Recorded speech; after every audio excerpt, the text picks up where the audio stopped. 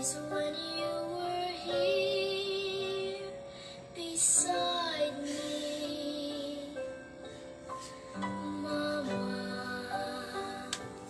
Those happy days when you were here to guide me, safe in the flow of your love, sent from the heavens above. No one can ever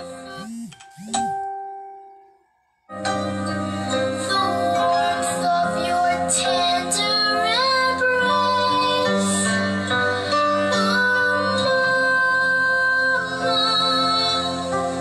until the days that we're together once more.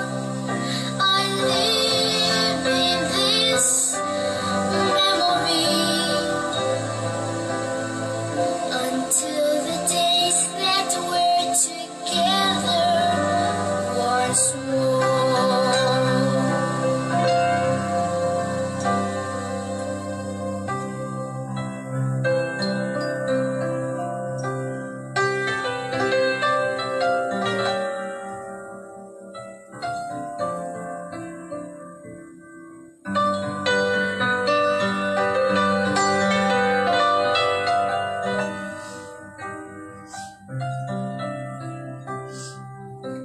Safe in the flow of your love, sent from the heavens above. No one can ever replace the warmth of your tender embrace.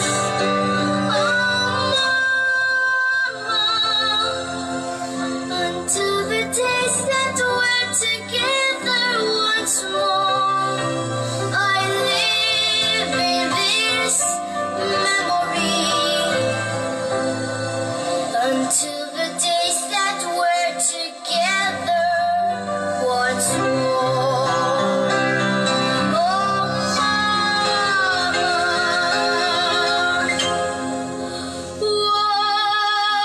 once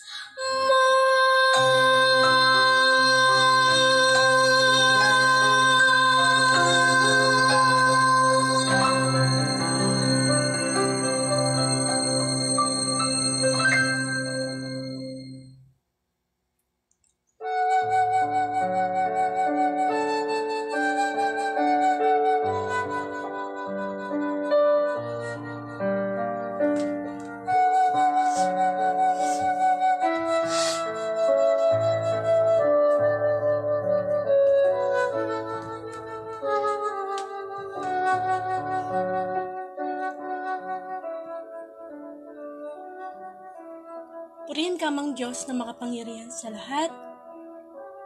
Maraming po salamat sa araw na ito.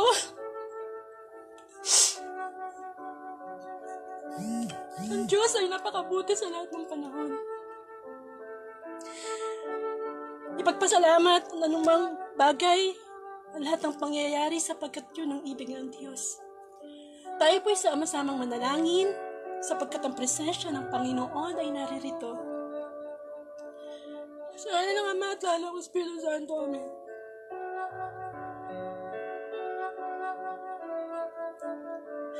Purihin ka mong Diyos na makapangyarihan sa lahat. Napakabuti mo.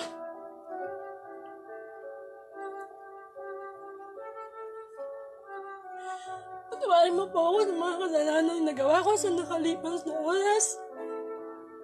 Linisin mo po ang aking puso upang sa ganon magamit mo ako bilang daluyan ng iyong mga mensahe upang sa ganon, Panginoon, ang iyong salita ay magkaroon ng kapangyarihan na magbago sa amin.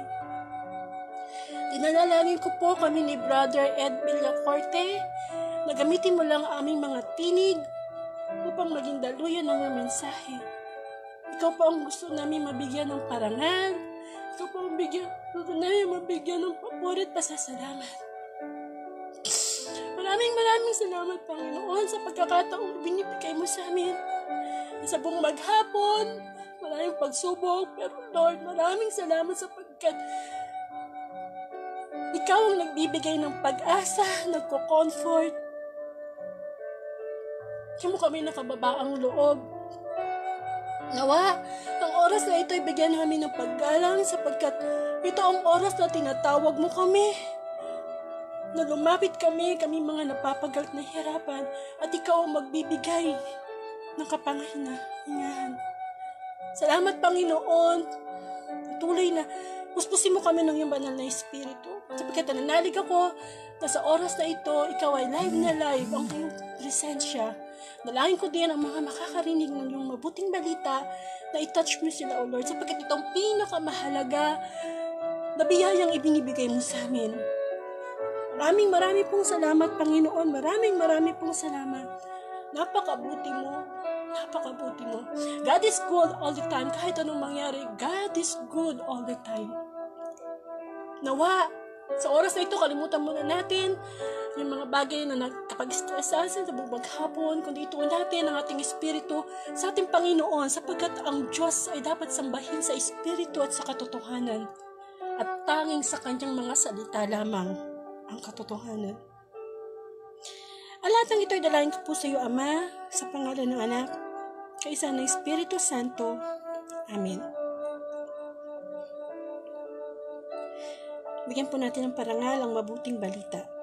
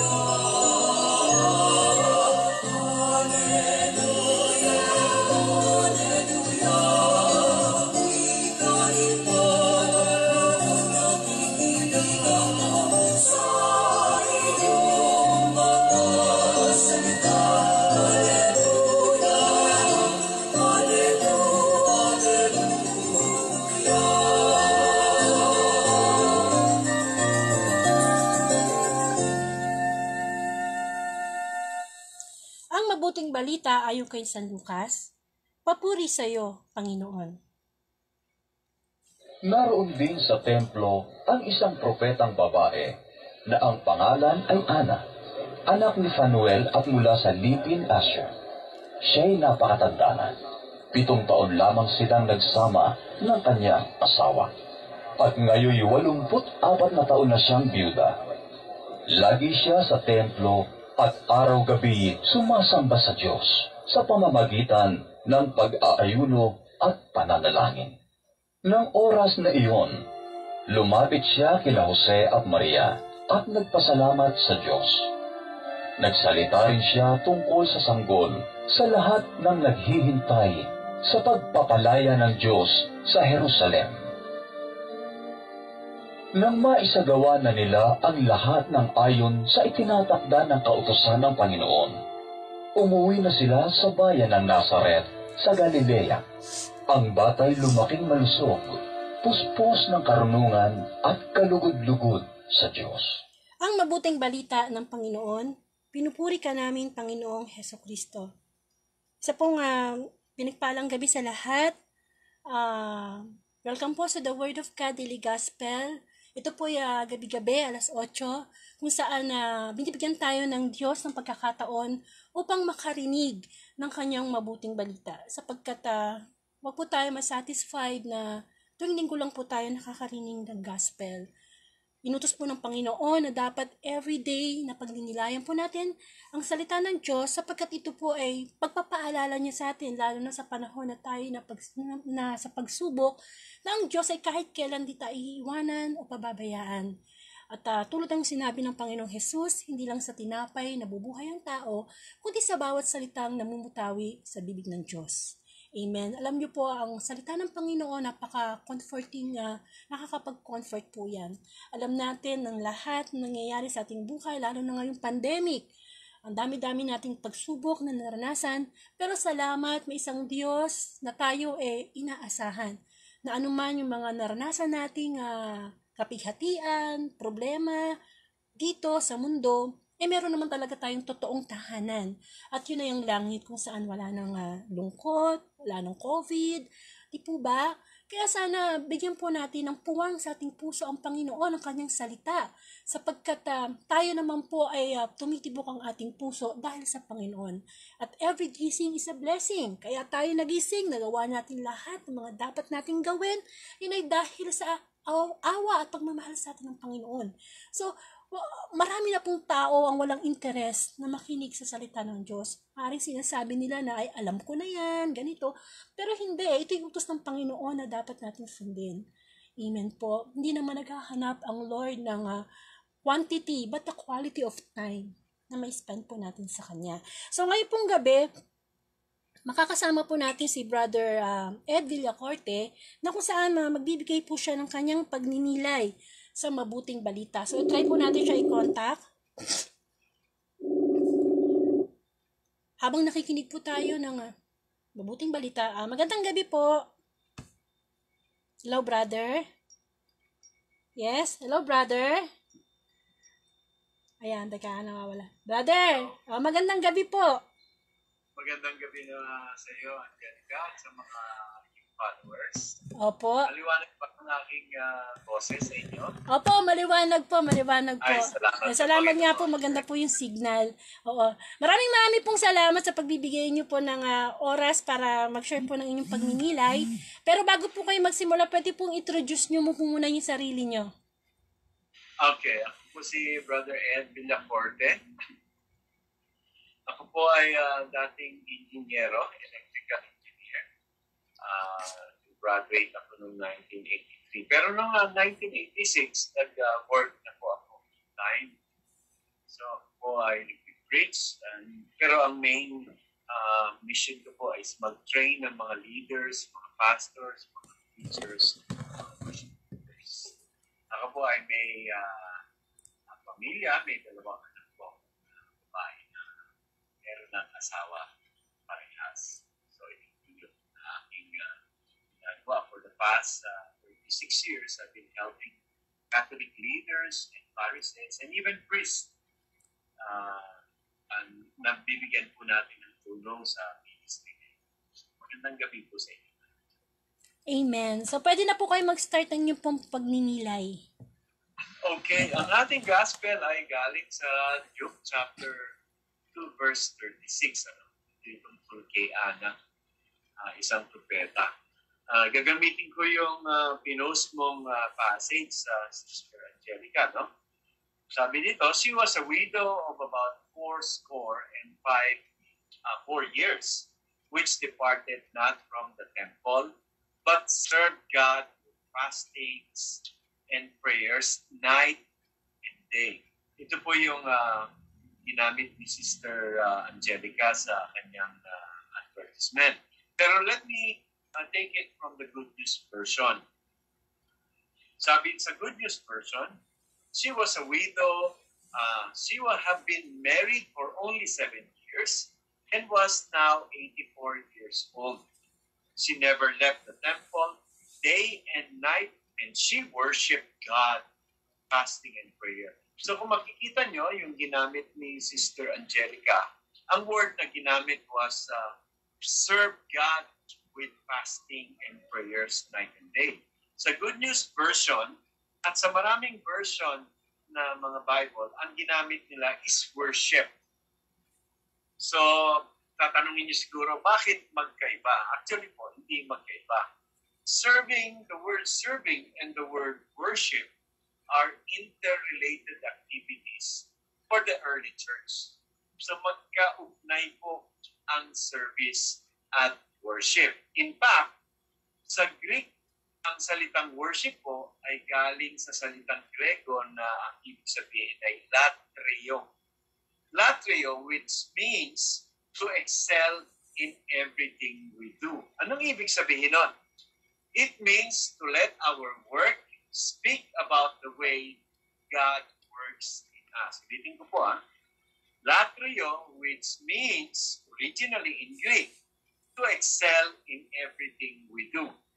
So it means to let our works speak about the way God works in us. Naalala ko yung aking tiyuhin.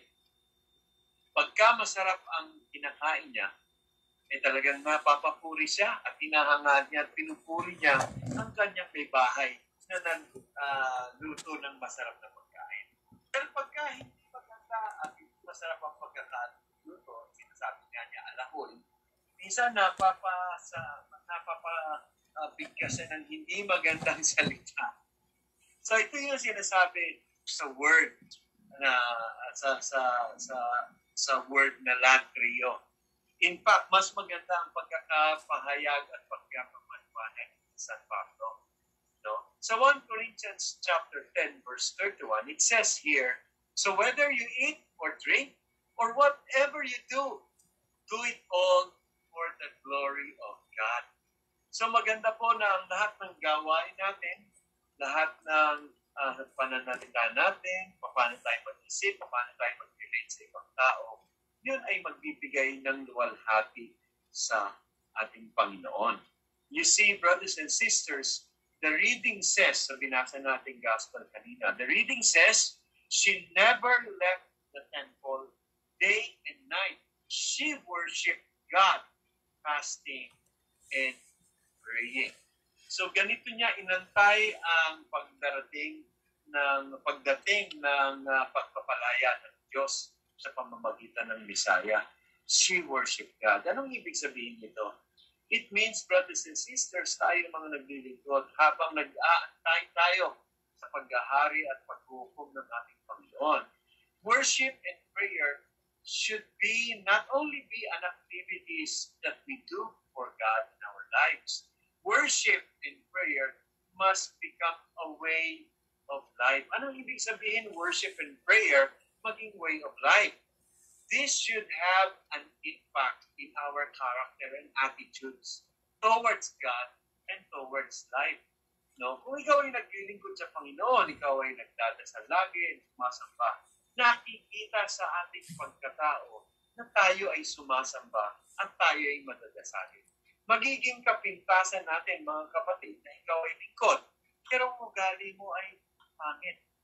Magiging kapintasan natin na malalaman ng tao na tayo ay madadasalin at tayo ay laging nagpupuri sa Diyos. Pero tayo naman ay nagpapakita ng masamang ugali.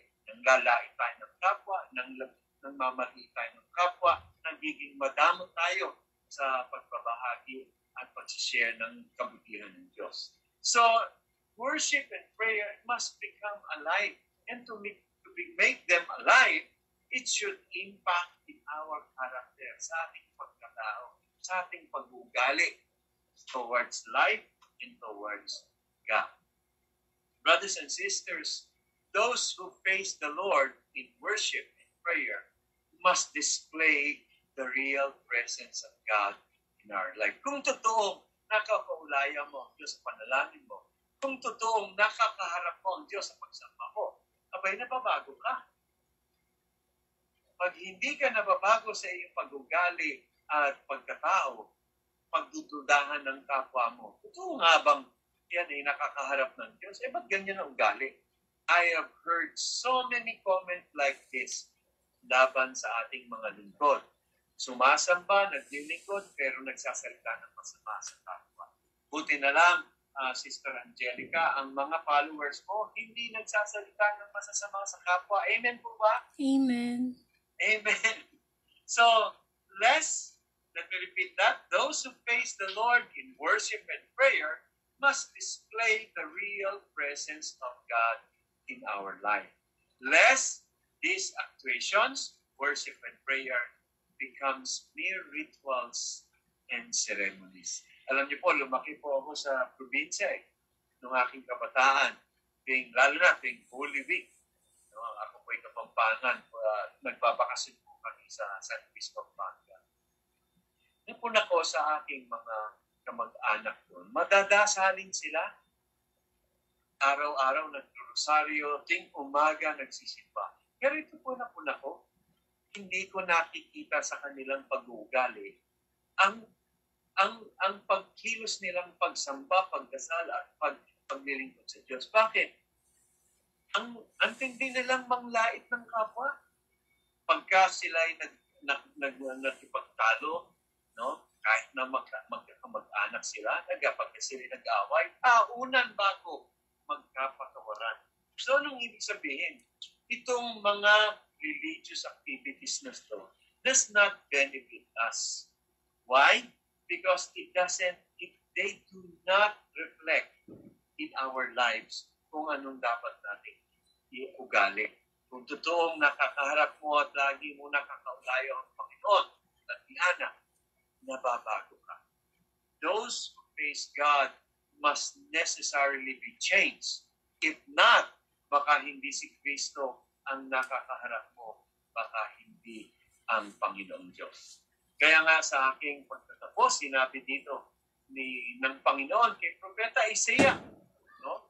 Para bang nagre-reklamo ang Panginoon kay Propeta Isaiah nung sinabi niya sa Isaiah 29 verse 13, the Lord said, "These people claim to worship me, but their words are meaningless." Kita nyo? Ulitin ko Parang nagre-reklamo ang Panginoon kay Propeta Isaiah nung sinabi niyang, "These people claim to worship me." Itong mga taong ito, mukhang sumasamba, pero hindi ko sila naiintindihan. Sa tingin niyo, bakit sinabi ng Panginoon kay Isaiah ito? Sa mga taong nagsumasamba daw, hindi niya naiintindihan. Sa bandang huli ng passage na ito, sinabi ng Panginoon ng kanyang dahilan. The Lord said, "These people claim to worship me, but their words are meaningless, and their hearts are somewhere else." Tama po. Hindi po pala nakikinig ang Diyos sa sinasabi mo. Ang pinakikinggan niya, yung estado ng puso niyo. Puso natin. Aminin man natin. Masakit man, pero ito po ang katotohanan. Pwede tayong magdasal ng magdasal, pero pwede ang puso natin may kaaway, may kagalit, may muhi sa kapwa, may kayabangan. Kaya nga ang sabi ng Panginoon, hindi kita naiintindihan. Bakit? Kasi ang puso mo madumi. In fact, tinuloy ng Panginoon, the same passage, Isaiah 29 verse 13. Sabi niya, their religion is nothing but human rules and traditions which they have simply memorized. For our benefit, in the way we worship, in the way we pray to God, allow God to change you to become better persons. Kaya nga mga kapatid, the fact is, worship is essentially a condition of the heart. Ulitin ko po. Worship is essentially a condition of the heart. Amen. You cannot worship God pag ang puso mo ay may bahid, tungis, ng muhi, galit, at kayabangan. The same thing is true with prayer. Kaya mga kapatid, sa pag-aantay natin ang kaligtasan ng Diyos, as we worship Him, as we pray to Him, just like Anna, allow the Lord to change you, to transform you inwardly in your hearts right now. Tanggalin ang ating galit sa kapwa, sama ng loob sa kapwa, tanggalin ang pagkamakasarili, tanggalin lalong-lalo na ang pagmamalaki sa harapan ng Diyos. Sasarado ang pintuan ng trono ng Diyos sa mga taong may yabang sa puso. Lastly, ito po yung sinabi ng isang magaling na Bible scholar. No one can come near God unless they bend their knees. Amen. Because the gates of heaven are too low that no one can enter God's presence without bending their knees. With this, brothers and sisters, I wish you the best of the new year. May all the choicest blessings of God be upon you, be upon your homes, and in your family. Let me end by expressing my condolence to Sister Angelica. Alam nyo, ang mga kapatid, halos parehas kami ng naranasan at napagdaanan ni Sister Angelica. Alam niyo, 5 years ago, my mother died Tuesday, April 18, morning. Namatay siya ng morning. Alam niyo po ba, may talk po ako ng gabi na yon. Hindi ko po pwedeng cancelin. Pero natutuwa po ako dahil alam ng aking nanay na mission kong magpahayag. Kaya alam ko kung ako man ay magpapatuloy sa gawain ko na magpahayag sa kanyang kamatayan, alam ko, ikatutuwa niya ito. Kaya Sister Angelica, condolence and cheer up because the promise of eternal life is given to those who have faith in God. Amen. And your mother is now with God. So cheer up, celebrate God's saving grace. Amen. Good evening, everybody. God bless you po. Maraming pong salamat, Brother Ed. Talaga pong nakaka-bless at nakakadagdag ng galak yun po yung ibinahagi nyo. Thank you po. Thank you. Okay, yan po si Brother Ed Villacorte. So sa akin naman po, ang pagninilay ko sa gospel ngayon is ganito, no? Makinig po kayong mabuti. Yung gospel po, meron po doon ipinakitang istorya. Si Ana. Si Ana po ay isang babaeng propeta. Ngayon po, matagal na po niyang hinihintay yung ipapadala na Ama sa Langit na magliligtas sa sangkatauhan. So, ito po pinag-uusapan natin. Ito po yung past, yung nakaraan, no? So, ngayon po, ang alam naman natin na hinihintay na tagapagligtas ay ang Panginoong Jesus. So, si Mama Mary at saka si Joseph, dinala nila si Jesus sa templo. Amen? Yung templo, parang simbahan po yun, no? So, ngayon, nakita ngayon ng propeta na babae na si Ana. Yung si Ana po, matanda na po talaga yun. Biro mo, 7 taon lang silang nagsama nung asawa niya, tapos nabiyuda siya. Tapos nung makita niya si baby Jesus, mga 84 years old na siya. So talagang ang tagal-tagal niyang hinintay. Talagang gusto niyang makita yung tagapagligtas kasi alam niya may darating talaga. So yung moment nang makita niya si baby Jesus, galak na galak siya. Di po ba? Tuwang-tuwa siya. Pero alam niyo, habang hinihintay niya si baby Jesus, noong mga time na hindi pa ipinapadala ng Ama sa Langit ang Panginoong Jesus, alam niyo kung ano po yung ginawa niya sa buhay niya? Wala siyang ginawa kundi araw at gabi mag-ayuno at manalangin. Just imagine, kung halimbawa 84 years old na siya, tapos 7 taon lang sila nagsama ng asawa niya, siguro naman ilang taon o ilang dekada, araw-araw wala siyang ginawa kundi ganun. Magdasal, mag-ayuno, di po ba? Ano ba yung pag-aayuno? Yung, di ba, madalas natin pong marinig yan kapag mahal na araw. Nagfa-fasting, di ba? Meron tayong mga gini-give up na mga pagkain, okay, mga ugali natin na masasama. Di po ba? So, ganun ang nangyari nung araw. Amen. Yun ay nakaraan na. Amen po. Ngayon punta po tayo ngayon dito sa kasalukuyan. Itong 2020, na ilang araw na lang, mag-2021 na. Ano ngayon ang koneksyon nung nangyari kay Ana nung makita niya ang Panginoong Jesus na baby pa lang. At ngayong present time natin, natapos na ang lahat. Tapos na yung istorya ng Old Testament, tapos na ang istorya ng New Testament. Alam niyo po, nasa last page na po tayo ng Bible. At ano yung inilalaman ng last page ng Bible? Yung hinihintay na lang po natin yung muling pagbabalik ng Panginoong Jesus. Second coming na ang hinihintay po natin. Kasi tapos na yung nagkatawang tao siya. Tapos na siya yung namatay, nabuhay na muli. Hindi po ba?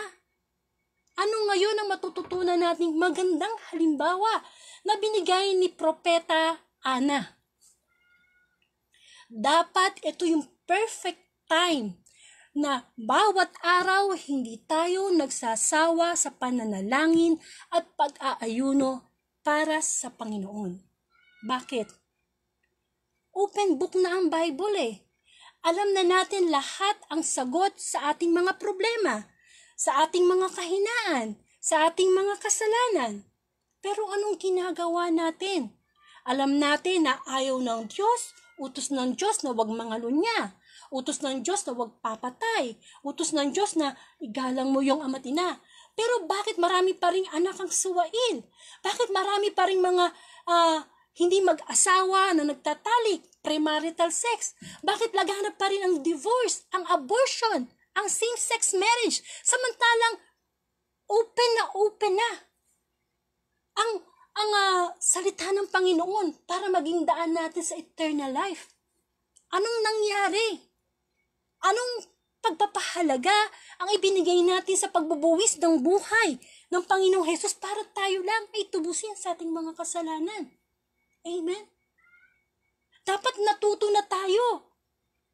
Amen po. Dapat natuto na tayo sa mga, alam niyo matatapos na itong taon na to, pero sa buong taon mula January hanggang ngayon, pag nagsisimba kayo, ang dami nating naririnig na kwento, ang dami nating naririnig na gospel. Ano ba? Bigyan ko kayo ng halimbawa. Ano ba yung mga naririnig nating gospel sa simbahan? Minsan nagbibigay ng talinghaga, nagbibigay ng kwento, tungkol sa paghahanda sa muling pagbabalik ng Panginoon. Kasi ang pagbabalik ng Panginoong Hesus, parang magnanakaw. At ang magnanakaw ba ay nagpapaalam kung kailan siya papasok sa bahay? Hindi po ba? Hindi.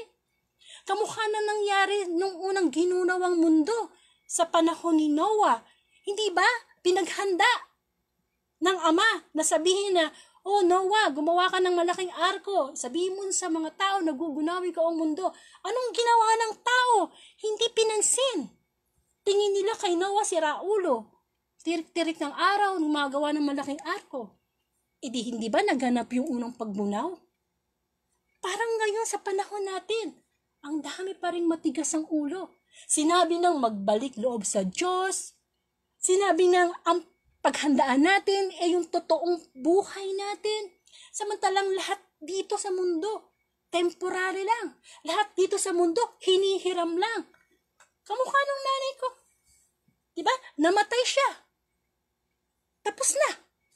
Pero ang pinakamahalaga, saan pa siya pupunta? Yan ang minsan nakakalimutan natin kasi nililibang tayo ng dyablo lalo na sa panahon na ito. Ayaw ng dyablo na nakakarinig tayo ng salita ng Panginoon. Kasi sa pakikinig, doon nagsisimula ang pananampalataya. Pero nandun ang katotohanan na tayo nakiki-apartment lang dito sa mundo. Ang bilis ng panahon. Ang dami niyong kakilala na ngayon wala na. Naitanong na ba natin sa sarili natin, kamusta na kaya yung spiritual life ko? Kung ako ba'y kukunin ni Lord ngayong oras na ito, o darating ang Panginoong Hesus, anytime, handa na ba ako? Handa na ba ako na sa pagharap ko sa Panginoon, wala akong galit? Handa ba ako na pagharap ko sa Panginoon, naganap ko ang kanyang mga utos? Mahirap pong magsisi sa huli. Kamukha ng sinasabi ko, buong taon narinig natin ang mga talinghaga at ang kwento ng mayaman at si Lazarus. Si Lazarus, pulubi, yung mayaman, madamot, diba? Pareho silang namatay. Si Lazarus na pulubi, napuntas kay Abraham. Siyempre, yung mayaman na salbahe, napunta sa Hades. At anong sabi nung mayaman? Kung pwede lang, kahit patak lang ng tubig. Kasi, ang init Hindi ba? At nakiusap pa siya, sabi niya, kung pwede, ibalik niyo po ako doon sa bahay namin, sasabihan ko lang po yung aking mga kapatid na magbago na kayo kasi totoo pala yung impyerno. Gusto ba natin yung ganong sitwasyon na kung kailan patay na tayo, tsaka na yung magsisi? Ang sabi ng Panginoon, hindi lahat ng tumatawag ng Panginoon ay papasok sa langit. Ang daming tao, kilala ang Diyos. Marami ang tao, nagsisimba, nagdadasal. Pero sabi nga ng Panginoon sa salita niya, hindi lahat ng tumatawag sa akin ng Lord, Lord makaka-enter sa heaven. Yun lang sumusunod sa kalooban ng Diyos. Amen? Kaya hanggat buhay pa tayo, huwag tayong takampante. Hanggat hindi tayo tinatanggap ng Diyos sa kanyang kaharian, yan ang dapat una nating pinoproblema. Paano ako makakapasok sa totoong tahanan na kung saan forever na? Kasi pag napunta po tayo sa impyerno, paano ba dinescribe ang impyerno? Dagat-dagatang apoy, araw at gabi, parusa. Gusto ba natin yun? Dito nga lang, mapaso nga lang tayo ng konti, aray na Di ba sabi nga, sakit ng kalingkingan, dinadamdam ng buong katawan. Amen? Hindi tayo natututo sa mga kwento, sa mga talinghaga na may ibinibigay sa ating pagpapaalala ang Panginoon. O ano pa yung mga narinig natin sa gospel. Yung sabi nung mayaman, punong-puno na yung kanyang kamalig. Okay na, wala na siyang problema. Pwede na siyang kahit isang taon siya hindi magtrabaho Hindi siya magugutom. Parang ngayong pandemic, hindi natin maipagmamalaki sa Panginoon na, ay mayaman ako, no? Punong-puno yung ref ko, punong-puno yung bank account ko, punong-puno ng pera, anytime makakapag-withdraw ko.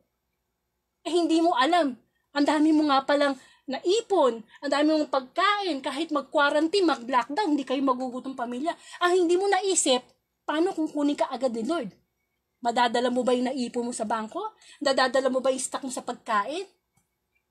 Kapatid, ang buhay natin, kaya tayo nilikha ng Diyos para una sa lahat, siya ay paglingkuran. Kaya tayo nilikha ng Diyos para ibigin ng Diyos ng higit sa lahat. Yan ang unang utos ng Panginoon Ibigin mo ang Diyos ng higit sa lahat, buong puso, isip, kaluluwa, lakas. Pero paano natin maiibig ang Diyos ng ganun? Marami siyang kahati sa puso natin, sa isip natin, sa umaga pa lang. Imbis na magpasalamat tayo sa Panginoon, wala na, busy na tayo sa mga bagay dito sa mundo. Amen. Ang dami-dami. Di po ba? Pero hindi tayo natututo. Yung mayamang binata, sa gospel, no? Anong sabi ng mayamang binata? Lumapit siya sa Panginoong Hesus. Sabi niya, Panginoon, alam niyo, nasusunod ko lahat ng 10 utos, pero alam niyo, gusto ko po makapunta sa langit, ano po yung gagawin ko? Anong sagot ng Panginoon? Ganun ba? Nasusunod mo? O sige, ganito ang gawin mo, ha? Ipagbili mo lahat ng ari-arian mo, bumalik ka sa akin, at maglingkod ka sa akin, sumunod ka sa akin. Anong naging reaction ng mayamang binata? Nalungkot siya. Kasi ang yaman-yaman niya, tapos ibibigay niya, pamimigay niya sa mahihirap lahat ng kayamanan niya, magiging mahirap pa siya sa daga. Tapos susunod siya sa Panginoon. Yan po ang sinasabi sa atin ng Panginoon. Kung gusto natin sumunod sa Panginoon, kaya nating iwanan ng lahat. Pasanin ang ating sariling krus at sumunod sa Kanya. Kailan pa ba tayo matututo? Hindi naman po kailangan ng Panginoon ng mayaman, matalino, kung ano yung degree na natapos mo. God doesn't care. Ang gusto ng Panginoon, yung estado ng ating puso. Na matuto tayo dito sa gospel na ngayon na yung propeta Ana, na naghanda siya hanggang sa tumanda na siya. Diba? Hanggang sa tumanda siya. Tayo, itong panahon na ito, nakapaghanda na ba tayo? Meron ba tayong prayer life? Nakikipag-usap ba tayo sa Panginoon? Baka mamaya mas matagal pa tayo makipag-chat sa messenger. Mas matagal pa tayong manood sa YouTube. Kailangan natin ng relasyon sa Panginoon. Kailangan natin ng love story sa Panginoon. Kailangan natin ng communication sa Panginoon. Kung gusto natin ng magkaroon ng love story kay God, kailangan natin ng communication.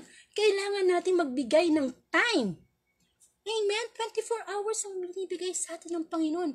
Ano yung oras na naibalik natin sa Kanya? Ano ba yung communication natin sa Kanya?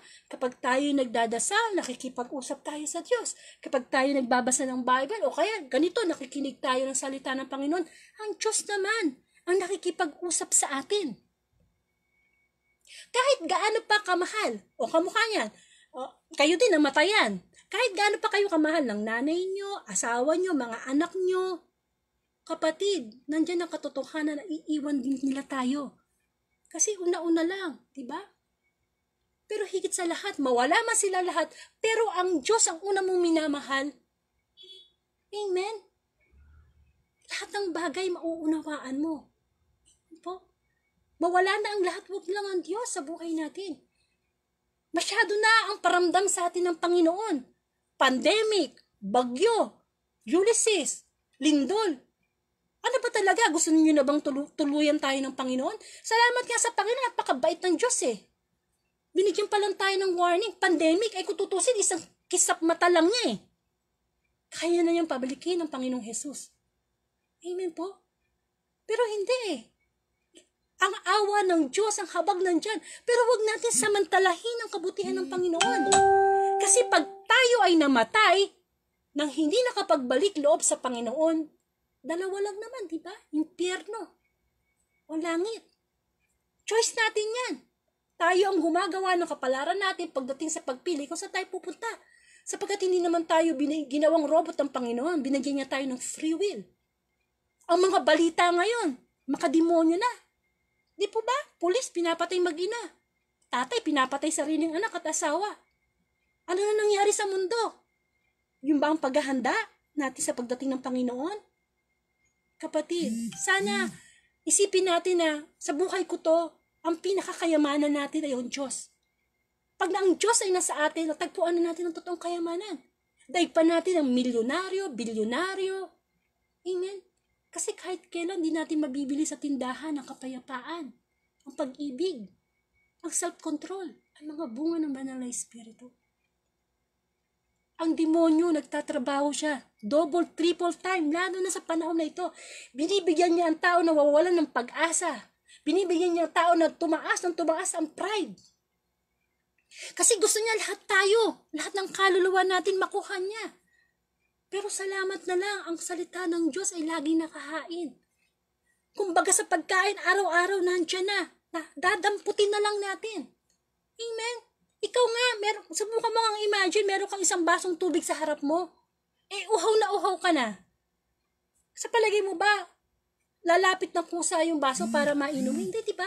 Kailangan nating iunat ang ating mga braso, ang ating kamay. Sunggaban yung baso at inumin. Ganon din sa pagsunod ng Panginoon, sa Panginoon. Nandiyan na ang salita ng Panginoon, bakit hindi natin damputin at isabuhay? Di ba ihagi sa iba? Amen po? Magkaroon tayo minsan ng pagninilay, kaya nagka-pandemic, kasi nung wala pang pandemic, puro busy ang mga tao. Ngayon nagka-pandemic, nagkaroon tayo ng stay at home, nakasama natin ang pamilya natin, tapos mas nagkaroon tayo ng time sa totoong dapat una nating iniibig. Kasi ang totoo naman talaga nagmamahal sa atin ang Diyos eh. Ang tao, minamahal ka lang kasi I love you because of, not, diba? But God loves us, I love you. Not because of, but in spite of. Mahal kita, hindi dahil sa. Kundi mahal kita kahit na ganyan ka. Amen? Kasi ang pag-ibig ng Diyos, unconditional. Hindi ka mukha ng mga pagmamahal nating tao, may kondisyon. Mahal lang natin ang tao, gumagawa lang tayo ng kabutihan sa tao, kapag gumagawa din sila ng kabutihan. Kapatid, kung ikaw ay nasa Panginoon, kapag nagbigay ka ng pagmamahal, huwag ka nang mag-e-expect ng return. Kapag tumulong ka sa kapwa mo, huwag kang mag-e-expect ng return. Masasaktan ka lang. Sapagkat hindi nalilim sa Diyos ang kabutihang ginagawa natin. Ang mas magandang gantimpala ay nagmumula sa Diyos. Amen. Nawa, itong araw na ito, magkaroon tayo ng pagninilay na oo nga no, matagal ko nang napabayaan ang aking spiritual life.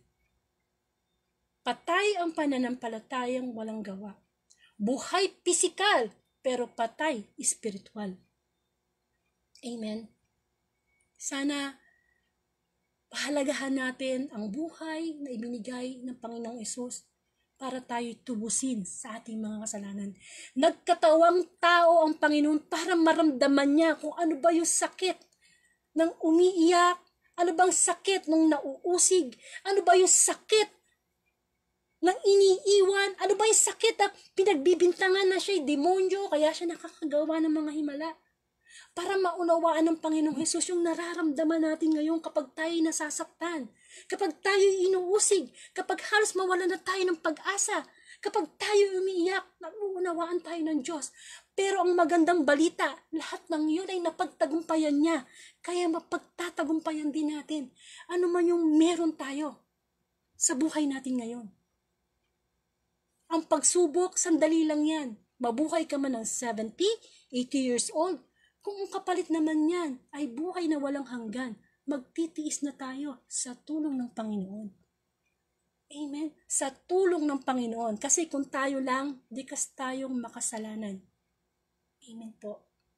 Nawa, maunawaan natin, bigyan tayo ng karunungan ng Panginoon kung bakit kinakailangan, lagi tayo nakikinig ng salita ng Diyos. Sapagkat nakakalimot tayo kapag umaandar na yung ating pride. Kapag umaandar na yung mga material nating mga pangangailangan. Amen. Tayo po'y magkaroon ng closing prayer. Sa ngalan ng Ama at ng Anak ng Espiritu Santo. Amen. Maraming salamat, Panginoon, sa muli mong pagpapaalala sa amin na kamukha ng propetang si Ana, hinintay niya ang pagsilang ng Panginoong Hesus. Sa panahon po namin, Panginoon, naganap na ang lahat. Hindi na baby Jesus ang aming pinaghahandaan, kundi ang muling pagbabalik ng isang Diyos na buhay, at yun ay ang Panginoong Heso Kristo. Nawa abutan kami ng Panginoon na araw-araw nananalangin, araw-araw nag-aayuno sa pamamagitan ng pagtalikod namin sa aming mga kasalanan. Lahat ng ito'y magagawa namin, Lord, kung 100% kaming susuko sa iyo. Sapagkat walang imposible sa iyo, Panginoon. We can do all things through Christ who strengthens us. Matakot kami sa mga pumapatay sa espiritu, hindi sa mga pumapatay sa katawang lupa. Sapagkat ang totoong virus na dapat namin katakutan sa panahon na ito ay ang virus na kasalanan, na kahit naka-stay at home kami, laging nakadikit sa amin. Isang demonyo na parang leon na kumukuha na ng perfect timing para kami lapain.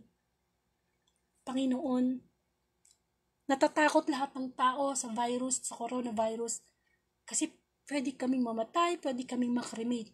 Pero higit namin katakutan ay makremate ang aming kaluluwa sa walang katapusang apoy sa impyerno. Nawa, bigyan mo kami ng karunungan.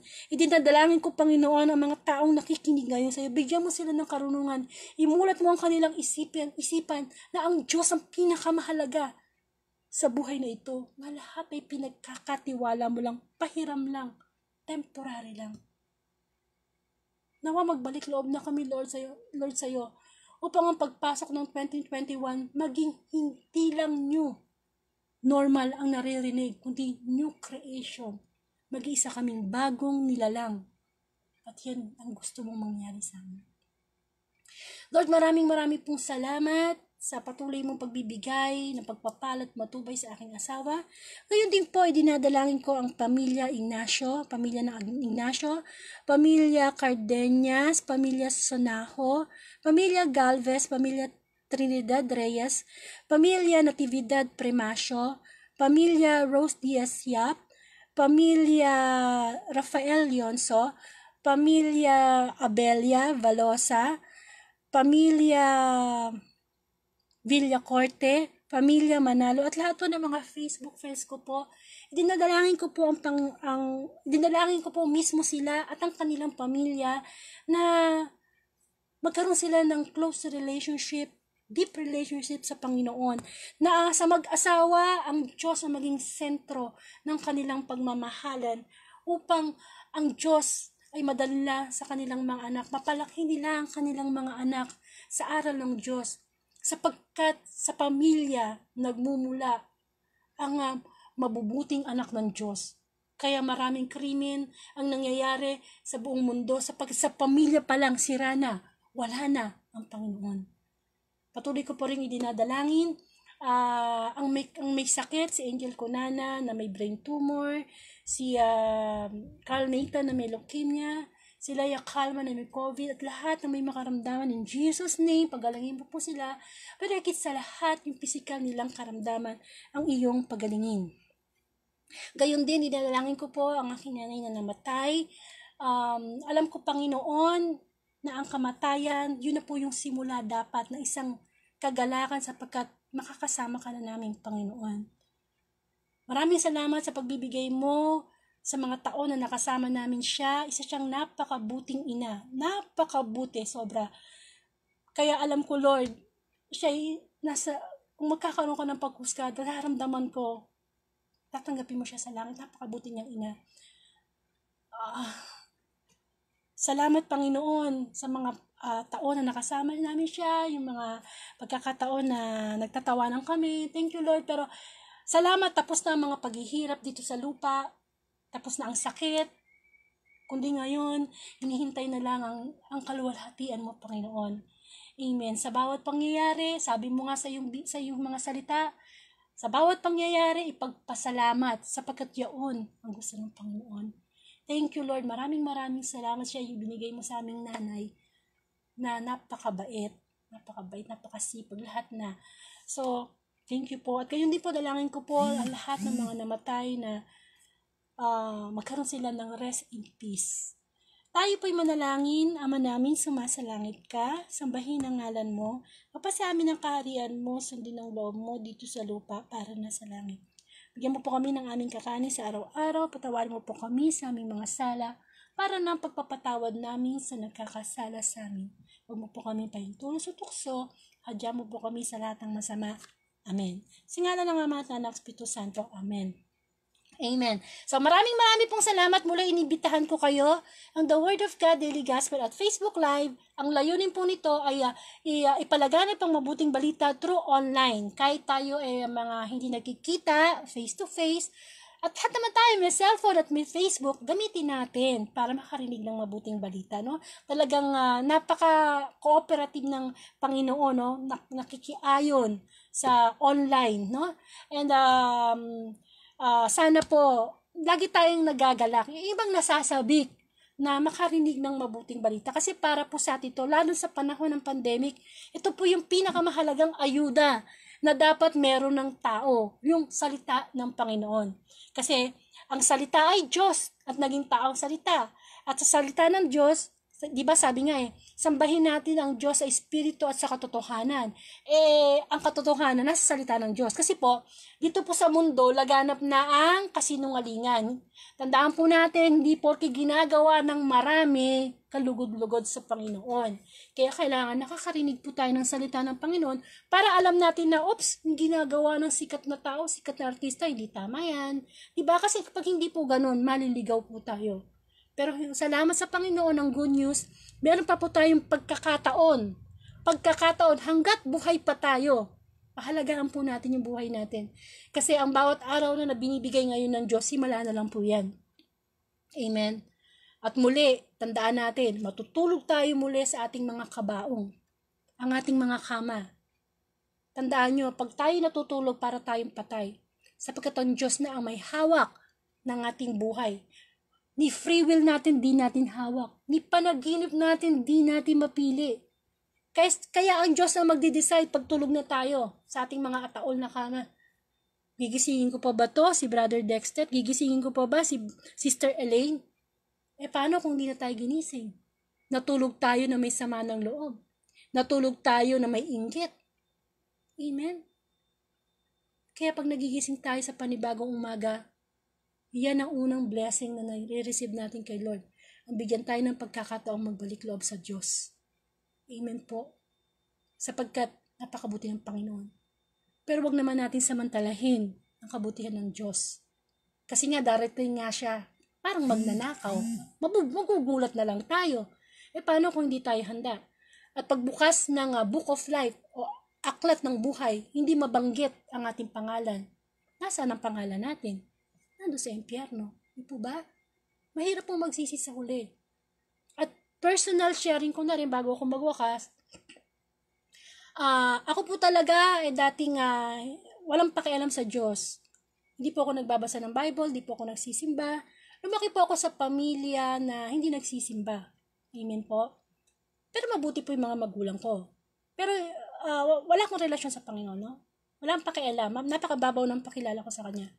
Kaya, syempre, pagka ganun ka, mas makikita mo lang kung ano yung mga bagay na ginagawa sa paligid, yun ang gagayahin mo, di po ba? Hanggang sa dumating yung time na nakilala at tinanggap ko po yung Panginoon. And I tell you 100%, simula nung tinanggap ko siya at nagseryoso ako sa Kanya, wala akong pagsubok na hindi kinakaya. At naging simple na lang yung mga gusto ko sa buhay. Diba? At wala akong ginawa kundi magpasalamat. Kasi pag tayo ay pasalamat sa Diyos, nagsasara ang pinto ng pagrereklamo.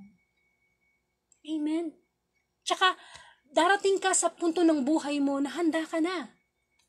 Hindi ka na matatakot sa kamatayan. Willing mo nang i-give up lahat. Lahat.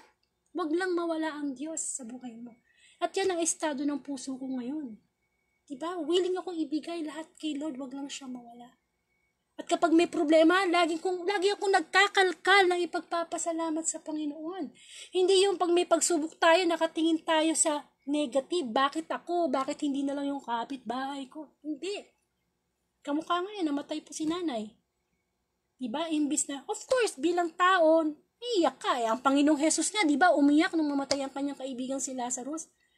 Pero nagkalkal ako na ipagpapasalamat. Salamat, Lord, sa mga taon na nakasama namin siya. Salamat, Lord, tapos na yung paghihirap niya. Diba? Ganun po talaga ang buhay eh. Yan ang katotohanan ng buhay. Di po natin mapipigilan ng kamatayan.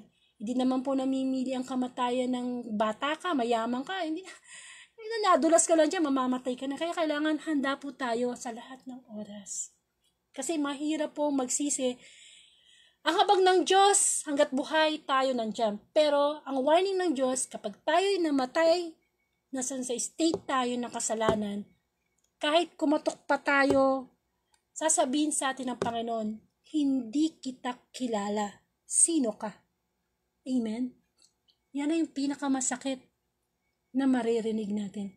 Kaya hanggat buhay pa tayo, kilalatin natin ang Panginoon, sundin natin ang Panginoon, upang makamtan natin ang buhay na walang hanggan, sapagkat yun ang totoong kayamanan. Ang pagkakaroon, kapayapaan ng isipan, pagtitiwala, pag-ibig, kahit kailan, Diyos lang ang makapagbibigay mo. Kaya sana, kung gusto nating masunod ang buong kautusan ng Biblia, doon muna tayo sa unang utos. Ibigin ng Diyos na higit sa lahat, buong puso, isip, kaluluwa at lakas. Pag ginawa natin yan, walang utos na Diyos na hindi natin masusunod. Ang lahat ay papuri at pasasalamat sa Panginoon. Magandang gabi po sa inyong lahat. At sana muli, alas 8 ng gabi, magkasama-sama tayo uli sa pagninilay ng salita ng Diyos.